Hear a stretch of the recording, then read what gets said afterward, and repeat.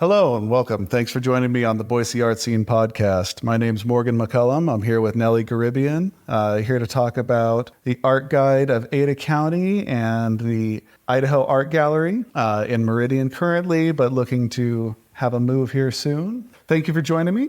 Yeah, thank you for having me. Tell me a little bit about what got you interested in working in art around this area. Yeah, so I am not an artist. I'm an entrepreneur. I buy and sell businesses for a living, traditionally, and it's a very capitalistic background. But my dad is an artist, and he's been a professional artist for 20 plus years. And I, just a few years ago, I sold my last business and I had some time on my hands. And so my dad has always wanted to own an art gallery. And so I said, hey, I've got some time and we can maybe work on creating a concept. And so Idaho Art Gallery was born. And, it's a work in progress. It's a lot of trials and tribulations. We've been working on it diligently. But as I've dove into this business with my dad and with my family, my mom's also involved, it kind of opened a new door for me in terms of the art scene and some of the amazing things that we have available here in the Valley. And so I just started inserting myself more and getting more involved. And all of a sudden I had this love and passion for the art scene. And I think it derived from seeing my dad paint over the years, but also maybe it's always been there. So. Just a quick aside about your dad here. How long has he been painting? He's been, I assume that he's been painting at least on the side for a long time and maybe dove into it a bit more after. Yeah, so we're Armenian. So I grew up and was born in the former Soviet Union. And so we immigrated here to the US when I was 5 years old. And my dad, back in the old country, he did a lot of different things in architecture, and he worked with the circus and different things like that. And he also had his father, my grandfather, who was a very well-respected artist, oil painter in that region. And my dad, when he was growing up, he would, follow his dad around and watch him in the studio, and he taught him different techniques and things like that. And so my dad kind of grew up with art as a background. And then we immigrated to the United States and, obviously, just survival mode. And so my parents worked and didn't really have time to dabble into extracurriculars. And so then, years later, when Dad retired, he had some time on his hands. And so he, went to the Michaels and he bought a paintbrush and a canvas and just started, painting. And my mom and I were like, what is going on around here? Like, this is crazy. But then he came out and it looked good. And we're like, okay, this is interesting. And so then it progressed. And so for the past 25 years or so, he's been painting. And then the last 10 years or so, it's been professionally. And, he's been in a bunch of galleries all over the country, on the East Coast and Florida and Maine. So he's had, some success. And then we opened Idaho Art Gallery 2 years ago, and c'est la vie. Excellent. Well, and it seems like you've been very active with the gallery. I see events often. I see featured artists often. It seems like there's been a lot of drive towards making opportunities that maybe aren't always here, or creating some more ones. Yeah, you bet. So we started the gallery for the first few months with just Dad's work. And with my background being in business and marketing, there's only so much of the same art you can promote over and over again. Mm-hmm. So I was like, oh my gosh, we have to get some fresh, new, creative artwork in here so we can have things to market and to promote and to talk about. And so we started putting it out there to the local artists and saying, hey, we want to have some featured artists here and there. Well, anyway, that mutated into having featured artists every 2 months. And so it became an actual program and process. And so for me, I went from just knowing my dad's art and from just understanding what he did to meeting all these amazing local artists. And I just fell in love with their passion and their love for art. And so then I said, oh my gosh, this is so important. Like, I didn't realize how important this is, that we allow other people in the area to have exposure and to get their work seen. And so we created this whole program where, where it's systemized and we have every 2 months we have featured artists. And so, I'm able to promote those people and market those people on social media. And then, we do a lot of PR. So we try to get out there quite a bit. So. Yeah, well, and I think that one of the biggest things that artists consistently tell me that they struggle with is marketing. A lot of them are really good at creating their work, but they're not necessarily good about sharing it. A recent artist that I interviewed, Noble Hardesty, he said that he's been told that you're supposed to spend as much time marketing your work as you do making your work. And yeah, being able to have that business mindset and help to market people, I think is a valuable service to provide. Yeah, it's unnatural, I think, to artists to talk about themselves in a sales transaction, but it's so important because it's kind of like in business, it's the idea of asking for the sale. If you don't ask for the sale, then do you deserve it? So yeah, putting yourself out there, promoting yourself, being consistently out there, putting your name and your brand in front of the consumer, self-fulfilling prophecy of sorts, kind of figure out where you want to end up and work towards that. But yeah, I taught an art and business of art course for the Watercolor Society. And I've gotten a lot of that feedback from those folks and from the other artists that I've worked with that, marketing and advertising and the business side of art is the hardest thing for people. And the key is creating a process and a system and being really consistent with it. Just like people wake up every morning and they put a paintbrush or whatever their medium is in their hand, it's the same. It's just as important to address the marketing and advertising piece. Sure. Yeah. Another part of the discipline. Yeah. And I think that's what's so challenging is that, artists, that doesn't come naturally to them, and so I always tell folks, hey, you need to have clean professional business cards. You need to have promotional material for any shows that you're doing. You need to have a really well-designed website. You have to have a good social media presence. And you can't just do it once and then forget about it. You have to do it, update it, and then update it again. And then you have to revisit it and determine what you're missing. And then you have to be proactive about it. So you have to constantly be looking at what needs to happen for me to progress. And, and how do I leverage Instagram? So, okay, fine. I have an Instagram account and I do posts, but what do I do with that? How do I leverage that to generate revenue and to get exposure? How do I get more likes? How do I get more follows? So there's a process and a system for each marketing avenue. Yeah, along the lines of events and marketing things that are going on. You have a auction coming up soon. Can you tell me a little bit about that? Yeah. So because I have all all this free time, we decided that it was really important to give back. And because we had all these artists kind of in our universe, we said, okay, why don't we start doing an annual art auction, an event where we auction off beautiful pieces of art and bring people together with food and drinks, and we raise money for a good cause. And so this is our second annual one, and it's coming up here on February 8th, and it's going to be at the Riverside Hotel. And we are raising money for the Women's and Children's Alliance, the WCA, as well as the Nampa Family Justice Center. They're both organizations that work with individuals that are victims of abuse, whether it's physical abuse or sexual abuse, or whether it's emotional abuse, any kind of abuse. And they have amazing programs and amazing outcomes, and they service so many people. It's hundreds of people a month. You'd be shocked how many folks in this area need that kind of help. Oh, absolutely, yeah. And they're really worthy organizations, and I've had the pleasure of working with those individuals, and I feel so grateful to be able to have an event for them. And so it's called Art for a Cause. It's an art auction by Idaho Art Gallery, and so it gives us a little bit of exposure to the gallery as well, and it gives us a little bit of a philanthropic arm.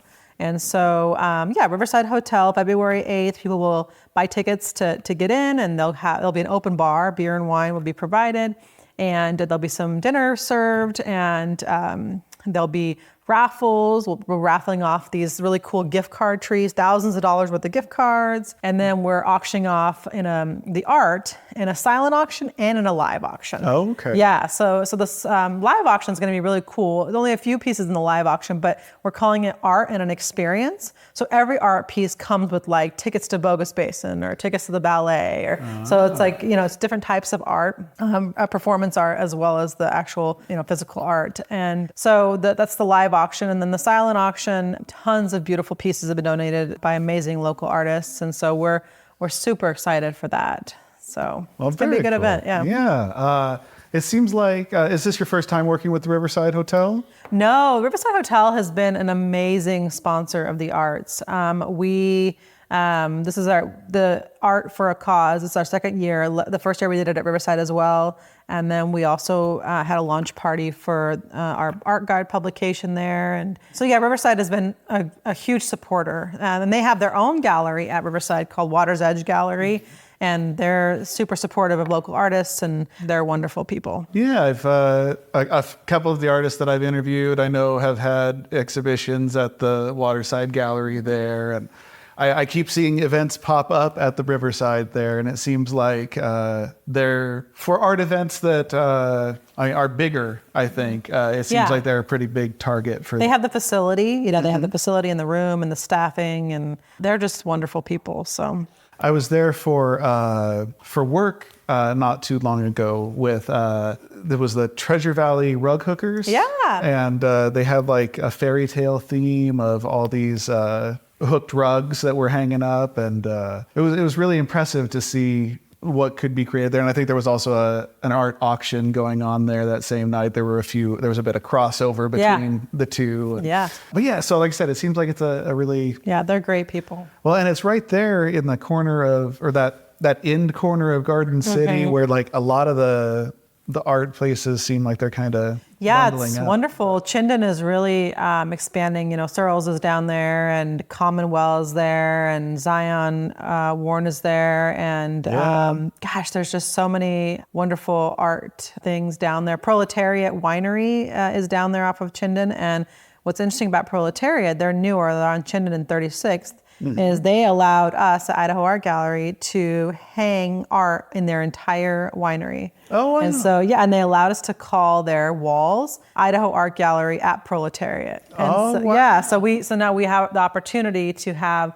our Idaho Art Gallery artists featured not only at the Idaho Art Gallery in Meridian, but also in Garden City. And so we hope to expand that program. So it's kind of cool. Oh, that's very awesome. Yeah, I love all the interconnection and stuff. And I bought my mom some glass candy canes. Yeah. Peppermint. I bought my mom some candy canes for Christmas from Zion. He's great. I really like his work, and he's gotten a lot more, well, I don't know, from what I saw before, it seems like he's gotten a lot more sculptural with his work lately. Yeah. He had some really incredible pieces in there before too. Yeah. One of the ones in the video that I did with him was a coral reef kind of with fish and stuff. And he's impressive. Absolutely. He's super impressive. Anyway, that whole area is awesome. I have been enjoying the growth of that area. Yeah, Garden City's doing a really, really great job. So let's talk a little bit about Art Guide of Ada County. Yeah. So what brought this into creation? What brought this into being?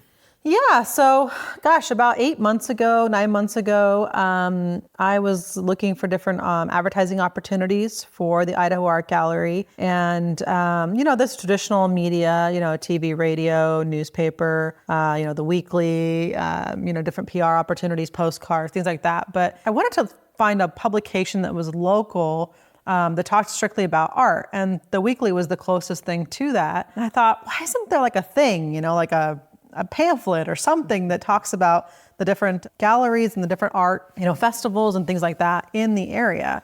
And so I started, kind of researching it, looking into it and talking to people. And I came across Randy from Capitol Contemporary Gallery, Randy Van Dyke. And so I said, Randy, why is there not like a art guide or a publication or whatever. And he says, Nelli, he's like, it's so interesting that you bring that up now. He's like, a couple years ago, me and a couple other gallery owners got together and said, hey, let's do a guide of sorts. And then COVID hit. And so they struggled to get that going. And so I said, okay, well, I'm here now, and let's do it. And so we collaborated on it, and we had a meeting, me, Randy, and then Laurel Rao. She also works at Capitol Contemporary. Yeah, she's great, isn't she? We got together at Capitol Contemporary Gallery, and we sat down and we kind of sketched out, like, what do we want this to look like? What is the logo going to be? What's the purpose? Who's going to be in it? And so then we kind of formulated a vision, and then kind of divide and conquer. Got my designer to put together some different options, and we made some decisions, and then we called different galleries and said, hey, do you want to be part of this? And everyone was so receptive. I mean, people were like, yeah, this is awesome. And so they were looking for the same thing that I was looking for. And so, not all of these galleries that are in the art guide are traditional retail commercial galleries. Some are, nonprofits, and some are, educational, like the ones at BSU and things like that. But anyway, we called all these people, and they were so excited, and we're like, oh, great. And so we got everyone to buy an ad, and then we found some other advertisers, and then we made a directory. And long story short, we got the piece printed, and we got 5,000 copies of it out there back in September of 23. And we had a big launch party for it. At the Riverside Hotel, actually. Yeah. Yeah, so we invited all the people and said, hey, look what we did. And, Randy and I spoke about it, and it was really great. And so we've put out about 4,000 of these art guides, and they're all over. So they are at each of the individual locations. So the people who... I was going to ask, where can people find them? Yeah, so they're at Idaho Art Gallery. They're at Capitol Contemporary. Initial Point has a bunch of them. Blue Galleries at BSU. Delia Dante, she's got some. Any of the participants in the guide have copies. Finer Frames in Eagle. And then we also went out to other places, like the Morrison Center carries some, and Catalyst. They carry some, and then Clairvoyant Brewing, Sagebrush Collective. So a bunch of different other folks carry the guide as well. So we're fortunate. So excellent. Yeah, I as somebody who tries to spread the word of artists working in the area, I think that this art guide of Ada County is absolutely something that is needed, and is something that is going to be a great benefit to the community and to artists. And I think when we were talking about it, when Randy and Laurel and I were talking about it, it was like, we all are so busy, and we all work in silos in the art community and in a lot of different communities. But, there's so much crossover. We have similar events. We share similar artists. And so I think it's super important to collaborate. And that was kind of our goal, is to bring people together with the art guide as the vehicle for collaboration. And we've already seen the fruits of that labor. People are calling me and saying, oh, I'm working with this person, and, we're doing an event together, and I met this kid. And I'm like, great. Like, that's the whole point, is that, we should support each other as an art community. There's no reason that somebody should drive to Sun Valley to buy art. We have beautiful art here in the Treasure Valley. And, if it's not displayed, we can find an artist for people here locally. Like, it exists here.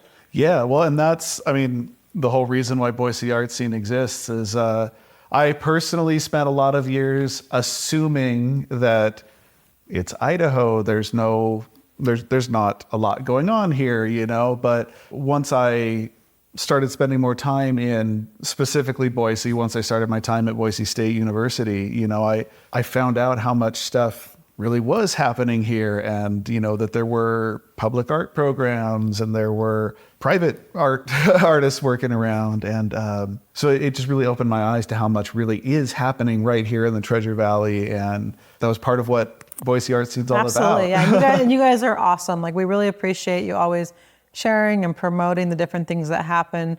It's so easy. We just tag you on social media, and you guys reshare and repost. So I think for sure. Boise Art Scene is a really good vehicle as well for collaboration. So well, and this art guide here, it came together very beautifully. I saw an early version of it at Finer Frames, actually. I believe it was. But yeah, so it has come together in a lot of great ways here with showing the different institutions. And then you also had in here some of these non-traditional art spaces, as well as organizations and associations. I mean, it's not just galleries and stuff. It's more than that. Yeah, the first half of the piece outlines the traditional galleries, the ones that are open, to the public. They have regular hours. And then there's some pages in the middle that talk about different organizations and associations that people should know about, like the Watercolor Society and like Plein Air Painters of Idaho and, Backyard Artists and like Boise Art Scene, you guys, and, Alexa Rose, so many organizations. And then we also highlight non-traditional art spaces. So Roots, Zero Waste Market, they have a little room in the back with different art pieces. I didn't know about that. Star City Hall, the VAC, so there's a ton of places that we highlight. And then also we highlight public art, like the Meridian Arts Commission. Cassandra Schiffler does an amazing job with the Meridian Arts Commission. And so we highlight those guys and Freak Alley. And then we also have a list of art events. So, Art by the River, Art and Roses, Boise Art in the Park. So I think it's going to be it is a great resource, and I think it will continue to be a great resource for people. You mentioned Star City Hall. One of the artists that I interviewed, he does Boise mosaic works, Jim Turner. Okay. He had told me that he does a surprising amount of stuff through Star City Hall. That they've got a really robust arts program for. I mean, I remember Star being just a suburb, or not even a suburb, but a cluster. And I mean, the last time I was out there, it's grown quite a bit. So I think it's great that places like that are included in this that, might be a little bit off the beaten path and a little less thought of, not on everybody's radar. One of the things that I've recently spoken with several people about is, we don't have a phone book anymore. We don't have a directory. We don't, and most places don't have even like a community page. Like news sites used to have like a community page. Most of them don't even have that anymore. Yeah. So it's hard to find where these places are, and unless somebody or an organization or a group takes it upon themselves to create something like Art Guide of Ada County, Isn't that funny that in the world of information, we don't have access to all the information? It's so weird to me. A lot of times, unless you know an event is going on, unless you're tied into the Idaho Art Gallery page on, Facebook or Instagram, a lot of times it's hard to know that there's an event going on. Like you said, in the age of information, in a lot of ways, we've become insulated from. Yeah, we kind of depict what we want to follow and what we want to be a part of, and that's it. And, we don't branch out as much as we used to when we had the traditional, newspaper arriving at your home and you were forced to see everything. Yeah. Well, and that's what one of the things that I was saying was it was specifically about a newspaper ad, because, I mean, you put an ad in a newspaper and it goes to everybody, and like it or not, they're going to see it. But, and I mean, anyway. But I think that because of some of that fragmentation and because of how hard it can be, knowing where to look, having something like this is a great, like this Art Guide of Ada County is great. And folks can, they can go on artguideofadacounty.com's website and download a PDF of it. Or, if they want to, they can go on that website and they can request a copy, artguideofadacounty@gmail. It's a mouthful. But they can send an email and we can get them a physical copy, or they can visit any of the locations and get a physical copy. So we're trying to make it accessible to folks and make sure that things are out there. And, our next run, we're hoping to do more than 5,000. Maybe we'll do 7,000, and hopefully we'll grow and grow and grow, and people will be a demand for it. And it's the goal. And I mean, it is an ever-changing landscape. Galleries come and go, artists come and go.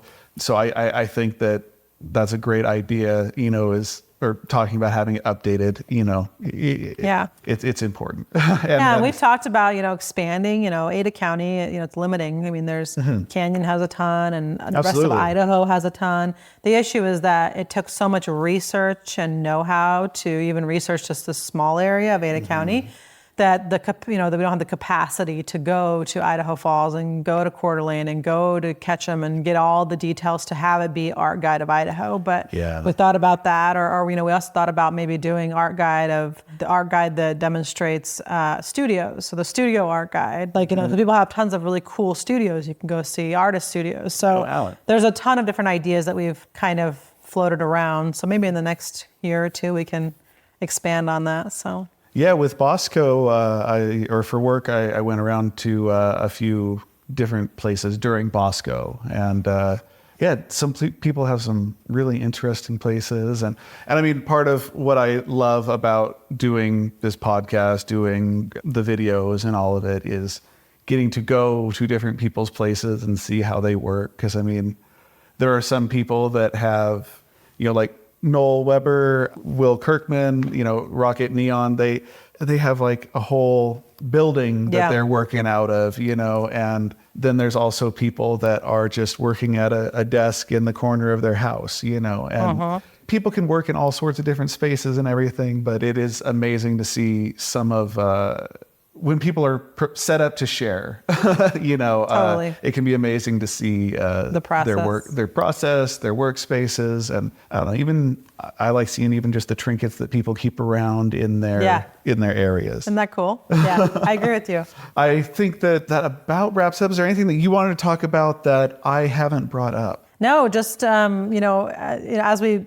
focus on the next edition of the Art Guide, if there's anybody out there that thinks that they should be included or wants to look at ad space, I'd love for them to reach out, and so that we have an opportunity to expand. And if there's somebody we don't know about, we want to know about you. So really, really grateful for the exposure on this podcast, so we can hopefully people can tell us if there's something that we're missing that they want to see, and we'd love to take that into consideration. So and so just a reminder, what's the website for the Art Guide, and what's the website for the Art Gallery? Yeah, so idahoartgallery.com. That's a pretty easy one. So idahoartgallery.com for the Art Gallery. And then there's a link to the Art Guide on the Idaho Art Gallery website. But if you don't want to go there, you can go to artguideofadacounty.com, and that'll get you to a PDF version of the guide. And so, it's everything is out there and available. We're pretty prolific on Instagram and Facebook, so people can find us. Just type in Idaho Art Gallery or Art Guide.